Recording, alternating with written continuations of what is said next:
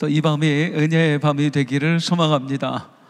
명절 때 되면 형제들도 만나고요, 또 오랜만에 친구들도 만나고, 그러다 보면 어렸을 때 이야기도 하면서 옛날 생각이 나기도 합니다. 여러분들은 어렸을 때 어떤 분이셨나요?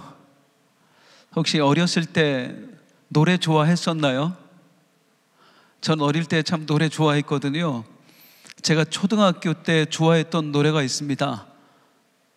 한번 불러봐도 될까요? 초등학교 때 정말로 좋아했던 노래예요. 가끔 진짜냐고 물어보시는 분이 있는데 저 강단에서 거짓말 안 합니다. 제가 초등학교 때 좋아했던 노래 한번 불러보겠습니다. 발길을 돌리려고 바람 부는 대로 걸어도, 최병걸이 불렀던 난 정말 몰랐었네. 제가 중학생이 됐어요. 초등학생이 이런 노래를 부르면 안 될 것 같더라고요. 그래서 중학교에 가서는 제가 애창곡을 좀 바꿨습니다. 언젠간 가겠지 푸르른 이 청춘. 김창완 씨가 부른 청춘이라는 노래입니다. 고등학교 가면서 또 제가 좋아하는 노래가 바뀌었어요. 바람 부는 저 들길 끝에는 삼포로 가는 길이 있겠지. 아세요 혹시? 강은철 씨가 부른 삼포로 가는 길입니다. 제가 이 노래들을 어렸을 때 왜 좋아했을까요? 누구보다도 제가 조숙해서 인생의 쓴맛을 미리 알아서, 그래서 참 인생은 허무하다, 그걸 깨달아서 그 노래를 불렀을까요? 아니면 너무 어릴 때 일찍이 사랑에 빠졌다가 헤어져서 그 헤어짐을, 그 이별을 아쉬워하면서 제가 그 노래를 불렀을까요? 이 세 노래에 공통점이 있는데 혹시 아십니까? 철양 맞아요. 제가 어릴 때부터요, 저는 철양 맞은 노래가 좋았어요. 그러니까 이 노래의 가사가 무슨 의미인지는 저는 몰랐어요. 어린애가 발길을, 그런 무슨 의미인지 알겠어요. 그냥 제 정서에 그 노래의 곡조, 그리고 그 노래의 어떤 리듬, 그런 게 그 철양 맞은 게 저는 좋았어요. 그래서 그런 노래들을 좋아했어요. 그런데 나이가 먹고 보니까 이게 점점 가사가 가슴에 와닿는 거예요. 이게 이런 노래였구나, 이런 의미였구나. 그걸 인생을 겪고 나서야 알게 되더라고요. 찬송도 마찬가지입니다. 제가 어릴 때 좋아했던 찬송들 어떤 거였느냐면요, 세상에서 방황할 때 그런 거였어요. 내일 일은 난 몰라요. 정말로 어릴 때 저는 그런 찬송이 좋았어요. 저 멀리 뵈는 나의 시온성. 이 찬송들 제가 왜 좋아했겠어요? 철양 맞잖아요. 철양 맞은 거 좋다니까요. 무슨 뜻인지는 몰랐어요.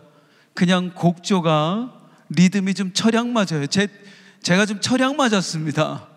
제 정서하고 맞았던 거예요. 그래서 좋아했어요. 그런데 이 찬양이 정말로 좋아진 때는 언제냐면 제가 나이가 먹고 나서예요. 더 정확히는 우리 주님 만나고 나서예요. 그 십자가의 은혜를 경험하고 나서예요. 그때 세상에서 방황할 때 이 가사가 가슴에 팍팍 꽂히는 거 있죠. 찬송할 때마다 눈물이 나요. 내가 죄인이라는 게 느껴져서 나를 구원하신 은혜가 감사해서. 저 멀리 뵈는 나의 시온성. 그 가사가 얼마나 소중한 건지를 주님 만나고야 알았어요. 진짜 찬양의 의미를요. 오늘 본문은 다윗이라고 하는 사람이 자기 인생을 마무리하면서 마지막으로 남긴 말입니다. 그런데 그 말에서 다윗은 자기의 인생을 한마디로 뭐라고 표현하냐면, 나는 이런 사람이었다, 한평생. 그걸 딱 한마디로 함축해서 이렇게 표현합니다. 나는 이스라엘의 노래 잘하는 사람이었다. 다른 성경 버전을 보면 나는 이스라엘의 찬양 잘하는 사람이었다. 이게 다윗의 자기 인식이었어요. 다윗은 왜 그렇게 자신을 표현했을까요? 누구보다도 가창력이 뛰어났을까요? 누구보다도 바른 음정, 바른 박자의 노래를 할 수 있었을까요? 다른 사람보다 높은 고음을 낼 수 있었을까요? 그런 의미가 아니에요. 이스라엘의 노래 잘하는 자, 이스라엘의 찬양 잘하는 자 할 때 단순히 박자를 잘 맞추고 곡조를 잘 부르고 높은 음을 잘 낼 수 있다, 그런 표현이 아니에요.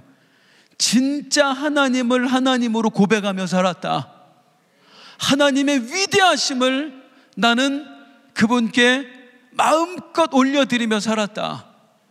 이 고백이 나 이스라엘의 노래 잘하는 자, 난 한평생 우리 주님을 높여드리면서 그분과 교제를 나누며 살았다, 그런 표현입니다.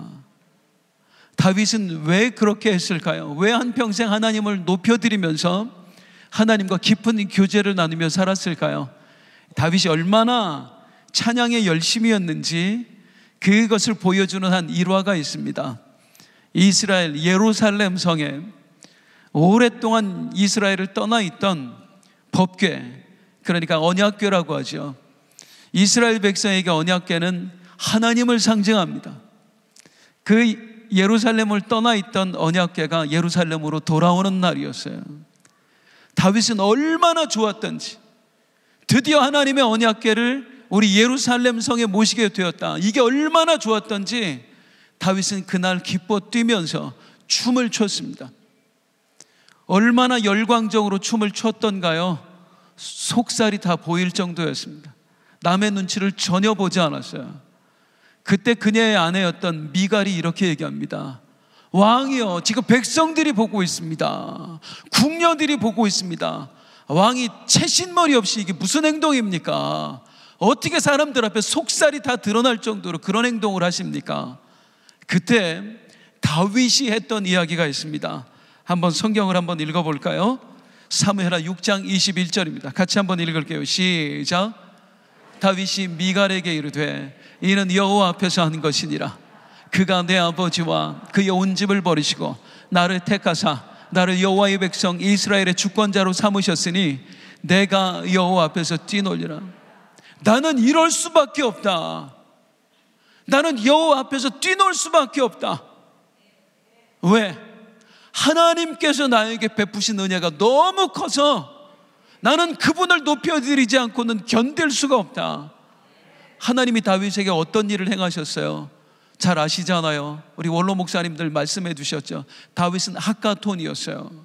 아무것도 없는, 별 볼 일 없는 인생이었어요. 심지어는 가족들에게도 무시당하고요, 형제들 사이에서도 왕따 당하는 그런 인생이었어요. 그런데 그 인생을 하나님께서 주목해 주셨습니다. 이스라엘의 왕으로 기름 부어 세워주셨습니다. 다윗이 장군일 때요, 나가서 싸우기만 하면 하나님께서 승리하게 해주셨어요. 결국에는 그 목동에 불과했던 사람을, 가족들 사이에서도 왕따 당했던 사람을 이스라엘의 지존으로, 왕으로 하나님이 세워주셨습니다. 이 은혜를 생각할 때에 다윗은 하나님을 찬양하지 않고는 견딜 수가 없었던 거예요. 그분을 사랑할 수밖에 없었던 거예요. 왜요? 받은 은혜가 너무 커서요.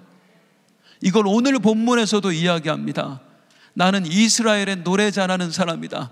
나는 한평생 하나님을 높여드리고 경배하는 일에 내 인생을 쏟았다. 내가 왜 그렇게 살았는가? 본문 다시 한번 읽어볼까요? 내가 왜 이스라엘의 노래 잘하는 자로 살았는지. 이는 다윗의 마지막 말이라. 이새의 아들 다윗의 말하며 높이 세워진 자. 하나님이 정말로 보잘것없는 나를 높이 세워주셨기 때문에, 야곱의 하나님께로부터 기름 부음 받은 자, 하나님께서 나를 왕으로 기름 부어 세워주셨기 때문에 그 은혜가 너무나 커서 나는 하나님을 높여드릴 수밖에 없다. 이게 다윗의 자기 인식이었어요. 다윗아, 너는 하나님께 은혜 받은 사람이야. 하나님이 너에게 베푸신 은혜가 얼마나 크냐. 너는 평생 그분을 노래하며 살아야 된다. 그분을 높이며 살아야 된다. 이게 다윗의 자기인식이었습니다.